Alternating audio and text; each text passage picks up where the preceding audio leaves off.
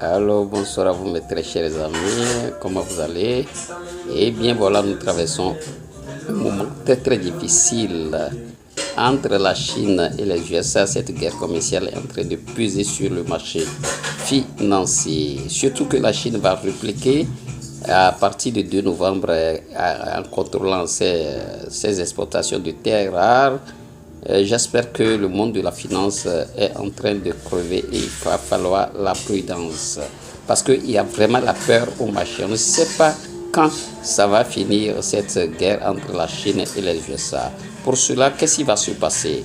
La smart money, c'est-à-dire les institutions, les grandes institutions, ils vont rentrer dans le marché, ils vont essayer de racler toutes les liquidités des financiers de la double monnaie pour pouvoir fermer les trous. Donc, tous les signaux piégés vont apparaître sur le marché et afin de dévorer les petits traders que nous sommes, les petits investisseurs seront dévorés au marché. Donc, il va falloir la prudence jusqu'au 2 novembre et lorsque le problème ne sera pas réglé, la smart money va continuer toujours de dévorer parce qu'il ne va pas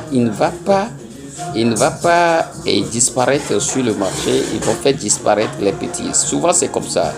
Quand les loups, les prédateurs, ils ont faim, attention pour les chèvres, les moutons et autres. Donc c'est ce qui se passe actuellement. Donc on ne sait pas quand le marché pourra être sûr et serein.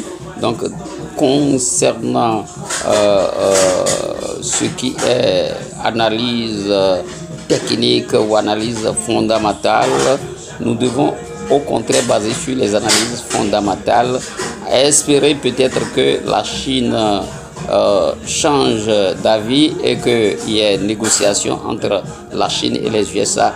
Alors les grands investisseurs ils vont revenir sur le marché. Il y en a beaucoup sont sortis du marché, ce qui explique cette baisse rocambolesque que nous sommes en train de constater bien naturellement sur le marché financier.